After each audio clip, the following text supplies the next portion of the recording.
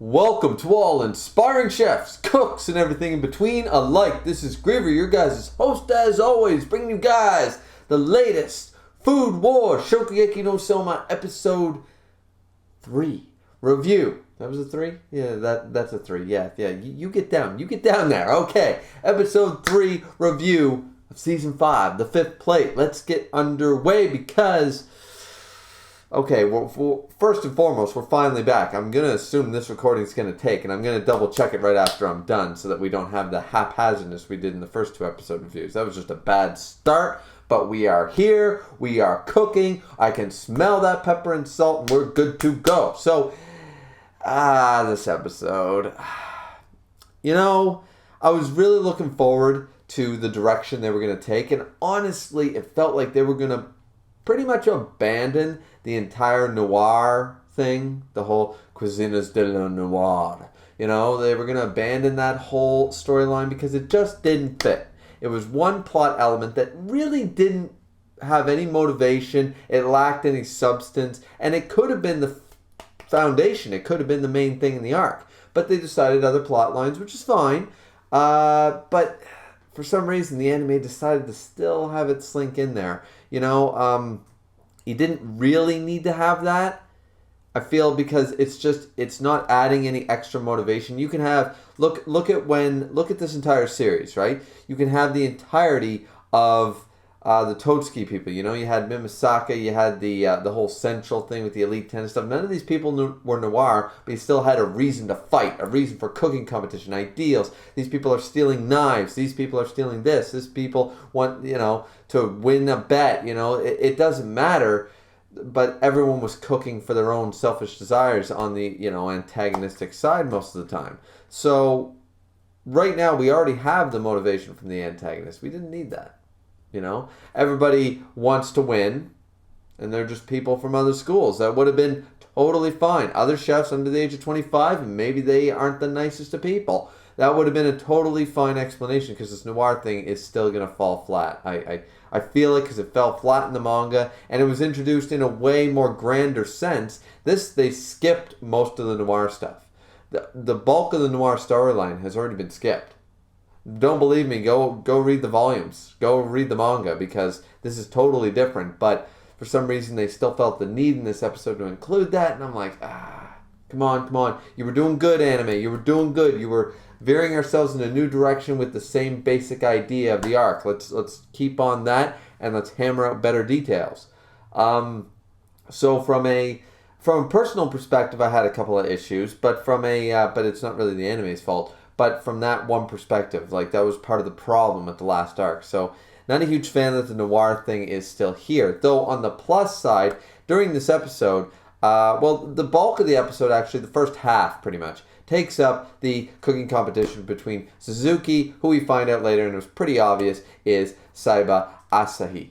Now, Asahi is this student or other son of Joshiro. It's not really as heavy here in the anime. They just call him his student. He was a prodigy, and Joshiro taught him how to cook. That's pretty much all that we get here in the anime. It was more laid on thick. My other son, it's this big deal. He's basically your older stepbrother unofficially, this whole thing. But that's not really the case right here. At least they're not putting that front forward right here in the episode.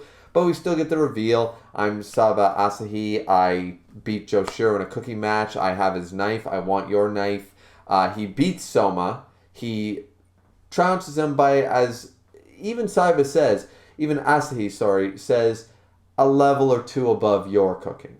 So not a whole new world, even though they try to explain it away that way. But just, it's the same idea. We came to sort of the same conclusion, but mine's just still a few steps up, right? But that being said, the cooking competition was fine. Not like they were doing pork cutlets and different types of sauces, and they sounded okay, sort of idea, but nothing super major. And once again, here is where there's another pro of the anime, because remember in the last episode I complained heavily in the manga chapters. You can go check those out. I did reviews of those. during this time, Megumi and Takumi being in the top, when you have people like Ishiki, and you have people like Kuga, and you have people like, Hayama, Ryo, those characters, having them participate in the blue alongside with Souma just felt at a place for me. It felt like, oh, well, these are our main characters, so they have to go. And it felt a bit cheated, right? Forgetting the whole under 35 thing. That was a mess up by the mangaka.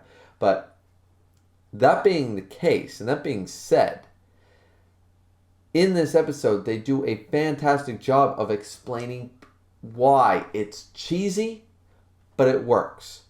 Because during this episode, after they go through the whole thing and they realize, okay, so this guy is, there's the blue competition, he's going to be there, all this stuff, and Souma's a little, butthurt over the idea of, losing and all this such. He decides to go back to his hometown. He goes back home, and Joshiro's there, and this is a conversation that sort of happens in the beach episode in the manga. It's reversed here, and it goes much differently, and it's actually better. It's far better in the anime.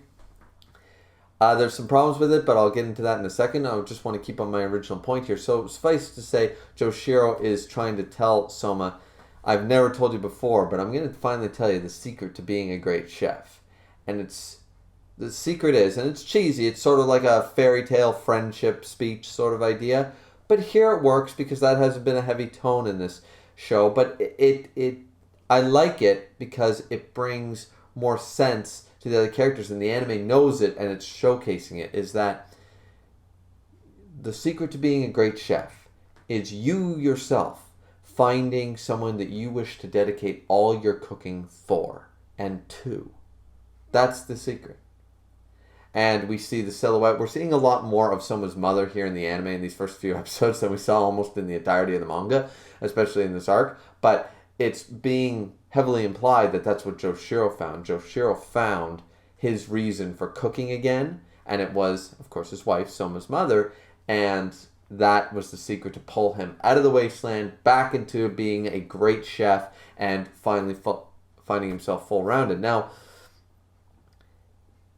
I have an issue with this, but we'll talk about it. To go on the positive point is that Souma, though plays around with the idea, he hasn't fully committed and accepted that pretty much he is cooking for Arena. He's cooking for her. She's the one that he wants to cook for the most, who wants the approval of, who wants to say approval of, and wants her to say delicious. That's what he desires, and he's been working towards that goal, but it's in stage 1. It's not fully rounded yet, and that's what Joshiro's trying to tell him. The difference is, and this is why I like sort of what the anime did here, the whole blue preliminaries, and the fact that Megumi and Takumi beat Souma in this way is, yes, Souma's cooking is fantastic, but it can only get so far because he can't reach that next tier because he hasn't acknowledged his feelings. Meanwhile, Megumi, who I will acknowledge as a good chef, not necessarily a great chef, but the thing is that she has that secret. Sort of like learning the Ultra Instinct in Dragon Ball, however you feel about that, but sort of that level, she's been there almost since the beginning of the series. She's still holding on to that same charm. We see that here in the anime. She's holding on to the charm of her village that gave it to her. She's been cooking to make her village and her family proud this whole time. She knows exactly who she's been cooking for since the beginning. So she's already found that secret. It reminds me of Prince of Tennis with the pinnacle of perfection does not exist. The third gate does not actually exist. It's simply loving tennis, not worrying about competitions and fear and trophies and winning, just about enjoying the game. That's how you unlock the ultimate. It's sort of that whole, you have to give it up to gain it sort of thing. It's one of those things. Kind of sort of reminds me of Harry Potter, the whole in the first book, the Philosopher's Stone, Sorcerer's Stone, whatever. Basically, the only someone who wanted to find the stone, find it but not use it, is allowed to get it. It makes the stone useless to that person, but they can still have the stone. It's one of those sort of paradox sounding, sort of fun little word plays there, right? So I really like that, and I really like this because same with Takumi. Takumi has pretty much, though he's worked on it through the series, and we've seen that, he's been working to fight together with his brother the whole time and make the name of Aldini, and just he's been working for his thing. You could argue that it's similar to Souma, who's been fighting to just beat his dad and be at the restaurant, but he's not cooking for his dad. He's cooking to beat his dad, but not for him. Not his cooking isn't dedicated to him. He wants to surpass him. It's just that little discrimination, that little bit of difference between the two goals separates them, and we saw that. So the connection here between episode 2 and episode 3, which is pretty much filler, works so much better in the manga and helps explain why Megumi was top and why Takumi was shortly after, and then why Souma actually took third to these two. Not that his cooking is worse, but that he needs to reach that final level to make his cooking upgrade sort of idea. It's really nice. I did like that aspect. What else was there? Okay, so during this whole exchange, so we know that yes, Suzuki doesn't think that Soma's any good. Doesn't even take his knife, but he's got Joshiro's knife because he beat Joshiro. Soma knows about it, and then they do discuss this. I never liked it in the manga because I think it's false. I don't think, and we'll have to wait and see. I don't want to do any spoilers. We'll have to wait and see how they portray Asahi's abilities and what he can do in the anime to see if they keep with the manga aspect, because you could argue certain points and such like that, but I just wish that they left it more ambiguous here in the anime. Not so much about the abilities, but Joshiro basically being like, yeah, I lost to him and stuff. Like, it's nonchalant. Now, that's Joshiro's character, but we always had this feeling. We always had this feeling in the manga since we saw that first scene of him losing and everyone like, Joe lost. We always had this feeling that Joshiro sort of intended to lose. Not that he didn't try, but he didn't go all out. He didn't go Azura demon form and crush, because he wanted, in the same way that he sent Soma to Totsuki, this he viewed as his sole student, his disciple, his other son, and he realized that he had fallen very far and that beating him wouldn't solve the problem. It would just push him further away. He already learned his lesson with Azami and what he did back then. In his younger years, he wasn't going to make the same mistake, and he purposely lost while giving him a good fight just so that Soma, it was up to his son and his generation to, once again, sort of fix and clean up after the older generation's problems, recognizing that it worked once before with Azami in Central, it'll work again. Now, that was our line of reasoning, but here in the anime, it's left a little more concrete, and I don't like it because to this day, I still believe that Joshiro didn't truly lose to Asahi. I think he intended to lose, or it wasn't necessarily trying, or what have you, because in all honesty, it just we'll get into the power scaling later on. I think I already made videos about that way back when the manga was still running. But either way, that's my just a personal opinion thing there. I don't think Asahi needed to beat Joshiro 5-0 and take his knife to do all that stuff. But clearly, I think they're going to go on the whole knife thing. So we're going to have to wait and see how the anime is going to handle that. Another good positive here at the end of the episode, we do get the fact that Asahi and the Noirs show up after Reina finds all about them from Gin. He finds Jin finds about all of them. So the Noir plotline, once again, already explained at the beginning of this review that the Noir plotline really was flat and could have been substance for the main arc, the main antagonist, but really fell flat and they didn't know what they were doing. They tried to pull the Dark Chef thing from Toriko and failed. And the fact that the anime still thinks it's necessary to even name drop it makes very little sense. I felt like they got away with the epilogue at the end of the last season, and they didn't really need, because they skipped a lot of the Noir stuff. Even though it was rushed in the manga, they still skipped it, and here it doesn't seem necessary at this point. But even so, they introduced the Noir stuff. They show up to Arenas. Now, the good thing here, I think I'll wait until the next episode review to explain it, because I don't want to, in case I'm putting my foot in my mouth about this. But this was handled, if this is the case, and we're not going to see the abysmal that was the balcony scene before in the manga, you guys know what I'm talking about as manga readers, then this was handled 200% better. Same conversation, same deal. Asahi gave up on the whole unorthodox, oh, I'm going to give you flowers, I'm going to propose to you, you're going to fall in love with Suzuki Sensei. Gave up on that after a couple of months of just being there and said, you know what, I can solve all this really way easier.